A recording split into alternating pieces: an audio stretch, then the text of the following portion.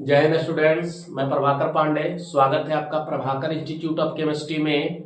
आज हम आप लोगों को बायोलॉजी के इंट्रोडक्शन देते हैं और उसके बाद हम आपके बायोलॉजी का प्रत्येक चैप्टर जो है विस्तार से चर्चा करेंगे। आज हम आप लोग को बायोलॉजी का सिर्फ परिचय देते हैं, उसके बाद चैप्टर वाइज हम आपको बायोलॉजी पढ़ाएंगे, है ना। तो आइए हम लोग सीखते हैं बायोलॉजी का इंट्रोडक्शन और आगे इसके बाद हम चर्चा करते हैं। तो सबसे पहले समझिएगा कि साइंस, सबसे पहले क्या समझते हैं साइंस। तो साइंस शब्द की तो उत्पत्ति जो हुई है वो लैटिन भाषा के सेंटिया शब्द से हुई है। साइंस शब्द की उत्पत्ति कहां से हुई है? लैटिन भाषा के सेंटिया शब्द से हुई है, जिसका अर्थ क्या होता है? जिसका अर्थ क्या होता है? नॉलेज। जिसका अर्थ होता है नॉलेज, ज्ञान या फिर जानना, है ना। साइंस शब्द की उत्पत्ति कहां से हुई है? तो लैटिन भाषा के सेंटिया शब्द से हुई है, जिसका अर्थ क्या होता है? जानना या नॉलेज, है ना, ज्ञान। अगर पूछा जाता है साइंस कितने हैं, तो साइंस देखिए ध्यान में आता है कि साइंस 3 होते हैं, फिजिक्स केमिस्ट्री बायोलॉजी, है ना, लेकिन वैसा नहीं है। तो यहां देखिए साइंस जो होते हैं वो 2 प्रकार के होते हैं। पहला होता है नेचुरल साइंस और दूसरा होता है फिजिकल साइंस। साइंस कितने प्रकार के होते हैं? 2 प्रकार के होते हैं। एक होता है नेचुरल साइंस और दूसरा होता है फिजिकल साइंस। और नेचुरल साइंस जो होते हैं ये भी कितने प्रकार के होते हैं? 2 प्रकार के होते हैं। पहला होता है बॉटनी, दूसरा होता है जूलॉजी, है ना। इसका हिंदी होता है वनस्पति विज्ञान, इसका होता है जंतु विज्ञान। तो फिजिकल साइंस कितने प्रकार के होते हैं? ये भी 2 प्रकार के होते हैं। पहला होता है फिजिक्स और दूसरा होता है केमिस्ट्री, है ना। तो साइंस कितने प्रकार के होते हैं? तो साइंस 2 प्रकार के होते हैं। पहला होता है नेचुरल साइंस, दूसरा होता है फिजिकल साइंस। नेचुरल साइंस जो होते हैं वो भी 2 प्रकार के होते हैं। पहला होता है बॉटनी, दूसरा होता है जूलॉजी। फिजिकल साइंस भी 2 प्रकार के होते हैं। पहला होता है फिजिक्स, दूसरा होता है केमिस्ट्री। तो आपने देखा कि कहीं पर बायोलॉजी नहीं आया। तो बायोलॉजी नहीं आया तो बायोलॉजी में जो हम लोग अध्ययन करते हैं, जंतु विज्ञान के बारे में अध्ययन करते हैं और वनस्पति विज्ञान के बारे में अध्ययन करते हैं। हम लोग बायोलॉजी में किसका अध्ययन करते हैं? जीव जंतु के बारे में अध्ययन करते हैं और वनस्पति के बारे में अध्ययन करते हैं। तो यहां समझिएगा कि बायोलॉजी के अनुसार मानव भी जो है वो एक जंतु ही है ना।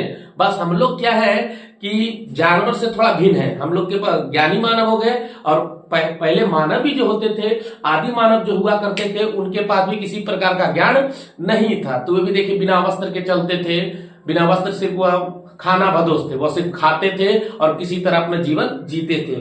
उनके पास किसी प्रकार का ज्ञान नहीं था। लेकिन मानव जैसे जैसे आगे बढ़ा, मानव आदि मानव जो था वो ज्ञानी मानव हो गया, है ना। अब फिर से मानव देखिए मॉडर्न आदि मानव होते जा रहे हैं, है ना। आप देखिएगा बड़े बड़े टाउन में देखिए, बड़े बड़े शहरों में देखिए तो कपड़े छोटे होते जा रहे हैं। कहीं कहीं देखिए पूरा शरीर में छेद कर दिया है, पूरे कपड़ा बने, पहने ना पहने कोई दिक्कत उसको नहीं है ना। तो पहले जो आदि मानव थे उनके पास ज्ञान नहीं था, जिसके कारण वे वस्त्र नहीं पहनते थे।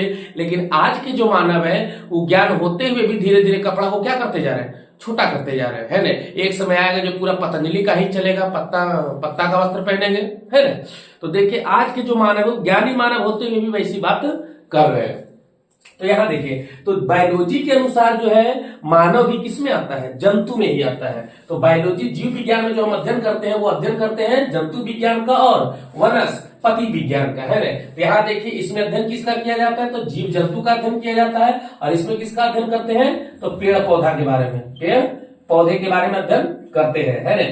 तो जंतु विज्ञान के जो जनक माने जाते हैं वो अरस्तु माने जाते हैं। कौन माने जाते हैं? अरस्तु। जंतु विज्ञान के जो जनक हैं वो अरस्तु हैं और वनस्पति विज्ञान के जो जनक है थियोफेस्टस है। वनस्पति विज्ञान के जनक कौन है? थियोफेस्टस। बायोलॉजी शब्द का जो है सर्वप्रथम प्रयोग किया गया था 1802 ईस्वी में। बायोलॉजी शब्द का जो है सर्वप्रथम प्रयोग कब किया गया था? 1802 ईस्वी में किया गया था। किस वैज्ञानिक के द्वारा? तो लैमार्क। लैमार्क कहां के वैज्ञानिक थे? तो लैमार्क जो थे वो फ्रांस के वैज्ञानिक थे और दूसरा थे ट्रेविरेनस जो कहां के वैज्ञानिक थे? जर्मन वैज्ञानिक थे। कहां के वैज्ञानिक थे? जर्मन वैज्ञानिक। तो बायोलॉजी शब्द का देखिए ज्यादातर एग्जाम में जो क्वेश्चन अगर ऐसा पूछा जाता है बायोलॉजी शब्द का सर्वप्रथम प्रयोग किसने किया था, तो बायोलॉजी शब्द का सर्वप्रथम प्रयोग ज्यादातर ऑप्शन में आपको लैमार्क ही देता है। सर क्या देता है? लैमार्क ही देता है, समझे। तो लैमार्क के बाद ही अगर कभी कभी देखे ट्रेविरेनस भी देता है, लेकिन पहला प्रयोग जो है सर्वप्रथम लैमार्क नाम वैज्ञानिक ने 1802 ईस्वी में किया था। कब किया था? 1802 1802 ईस्वी में किया था, है ना। तो बायोलॉजी शब्द का सर्वप्रथम प्रयोग 1802 में लेमार्क एवं ट्रेवेलर नामक वैज्ञानिक ने किया था, है ना। ट्रेवेलर नामक वैज्ञानिक ने किया था।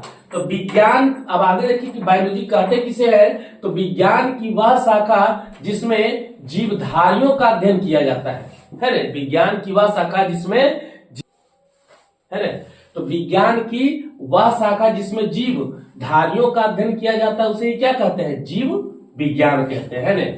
विज्ञान की वह शाखा जिसके अंतर्गत हम जीवधारियों का अध्ययन करते हैं उसी को क्या बोलते हैं, जीव विज्ञान बोलते हैं, है ना। अब बायोलॉजी जो देखिए, बायोलॉजी ग्रीक भाषा के, बायोलॉजी ग्रीक भाषा के बायोस और लोगस से मिलकर बना है। बायोलॉजी जो है दो शब्दों से मिलकर बना है, बायोस और लोगस। बायोस का अर्थ जो होता है लाइफ होता है, मतलब जीवन, और लोगस का मतलब होता है स्टडी, मतलब जिसमें हम जीवन का अध्ययन करते हैं वही क्या कहलाता है, बायोलॉजी कहलाता है। वही क्या कहलाता है, बायोलॉजी कहलाता है। समझ रहे हैं। बायोलॉजी कितने शब्दों से मिलकर बना है, तो ग्रीक भाषा के बायोस और लोगस से मिलकर बना है, जिसका अर्थ क्या होता है, लाइफ, और लोगस का अर्थ क्या होता है, स्टडी, मतलब जिसमें लाइफ का अध्ययन किया जाता है वही क्या है, बायोलॉजी है ना।